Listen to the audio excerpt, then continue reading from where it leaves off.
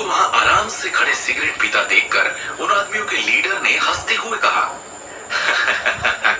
तू हमारा इंतजार कर रहा है? अरे अपनी मौत का इंतजार कौन करता है?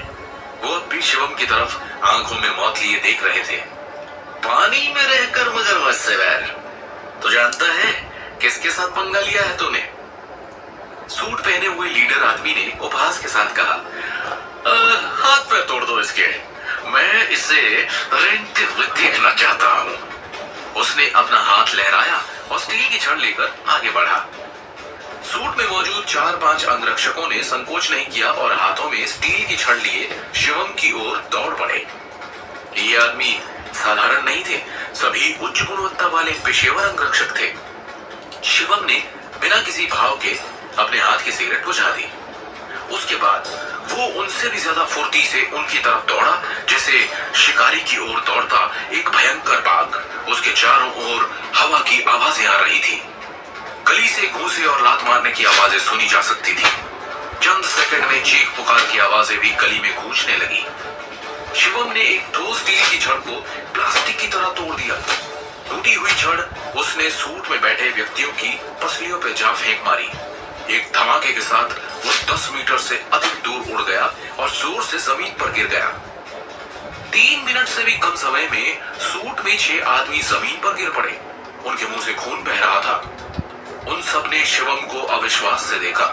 वो शिवम को छू तक भी नहीं पाए थे और उसने इतनी ही देर में उन सबको एक साथ पटक पटक के इतना मारा कि उन्हें खून की उल्टियां हो गई। तुम इस तरीके से कैसे लड़ सकते हो? उनके लीडर ने अपनी टूटी हुई पसलियों को दोनों हाथों से पकड़ लिया और दर्द से पूछा। ये आदमी स्पेशल फोर्स से था, यहाँ तक कि उसने आतंकवादियों को पकड़ने के ऑपरेशन में व्यक्तिगत रूप से भाग भी लिया था। उसके युद्ध कौशल निश्चित रूप से मजबूत थे और वो सभी प्रकार की हाथों की और बंदूक की लड़ाई की तकनीकों में कुशल था। उसे उम्मीद नहीं थी कि वो शिवम को नहीं हरा पाएगा, जिसके बारे में अफवाह थी कि वो पहले ही एक हारा हुआ इंसान है। उसके अंडर में जो अंगरक्षक थे वो विदेशों से आए भयंकर भाड़े के सैनिक थे। उन सभी ने एक साथ हमला किया, लेकिन वो 1 मिनट से ज्यादा नहीं टिके। शिवम वास्तव में लड़ने में अच्छा था। वापस जाओ और अपनी मालकिन से कहो कि अगर उसने दृष्टि के परिवार को परेशान करने की हिम्मत की तो मैं उसे मरवा दूंगा। शिवम ने स्पष्ट रूप से कहा। उसका शांत स्वर उसके दिल में मौत सी ठंडक बयां कर रहा था। गुंडों के लीडर ने खुद को संभालते हुए कहा, ऐसा मत सोचो कि तुम ऋषभ कुमार के खिलाफ सिर्फ इसलिए जा सकते हो क्योंकि तुमने कुछ मार्शल आर्ट लड़ने की टेक्निक सीख ली है। उसने सांस भरी और आगे कहा, ये ऐसी दुनिया नहीं है जहां तुम मुठ्ठियां चलाकर जीत जाओगे। बचना है तो मेरी मानो और ऋषभ सर के आगे घुटने टेक दो। इसके अलावा और कोई रास्ता नहीं है। ये सुनकर शिवम आगे बढ़ा और एक धमाके के साथ उस आदमी के सर पर कदम रख दिया। उसने अपने जूतों के तलवों के नीचे उसका सर को दबा दिया। तुम्हारी हिम्मत कैसे हुई? उस आदमी ने नफरत से धमकी दी। शिवम ने उसे एक झन्नाटेदार थप्पड़ जड़ दिया। उस आदमी को खून की उल्टी हो गई। क्यों? ऐसा क्या है? कौन है कुमार परिवार? शिवम ने उस व्यक्ति को एक लात मारी। उसका शरीर जमीन से कुछ मीटर दूर खिसक गया। तुम नहीं जानते, ऋषभ कुमार का गुस्सा तुम्हें तबाह कर देगा। जैसे ही वो बोल रहा था, सूट पहने सभी गुंडे उठे और काले रंग की मर्सिडीज बेंज की ओर लपके। ठीक इसी समय एक शानदार लाल बुगाटी वेरॉन गली में घुस आई। काले रंग का कोट पहने 2 युवक कार से उतरे और जोरदार मारपीट और हिंसा के इरादे से आगे बढ़े। उन्होंने ऋषभ कुमार के भेजे गए अंगरक्षक को फिर से जमीन पर पटक दिया। वो दर्द से चिल्लाए। जाहिर है काले कोट वाले ये 2 आदमी अंगरक्षकों से कहीं ज्यादा ताकतवर थे। इस गली से 1 मिनट में गायब हो जाओ, एक काले कोट वाले ने ठंडे भाव से कहा। सूट में अंगरक्षकों का समूह आश्वस्त नहीं था। वो आनन फानन में कार में सवार हुए और एंटीक स्ट्रीट से बाहर निकल गए।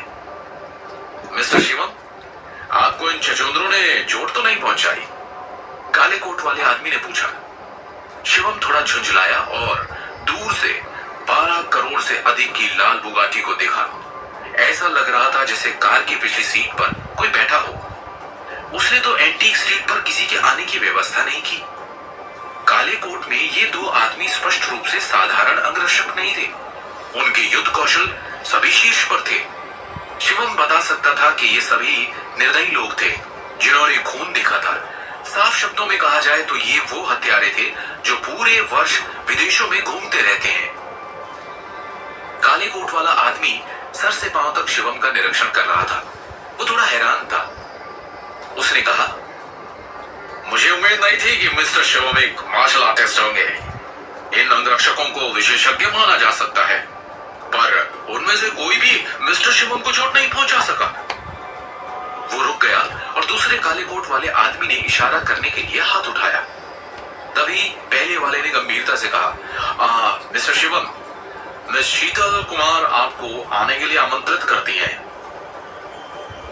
शिवम ने पूछा, किसके आदमी हो तुम लोग? चिंता मत कीजिए मिस्टर शिवम, हमारा कोई गलत इरादा नहीं है। हम आपकी रक्षा के लिए यहाँ आए हैं। मिस शीतल आपकी बहुत सराहना करती है। जब आप वहां जाएंगे तो आपको पता चल जाएगा कि वो कौन है।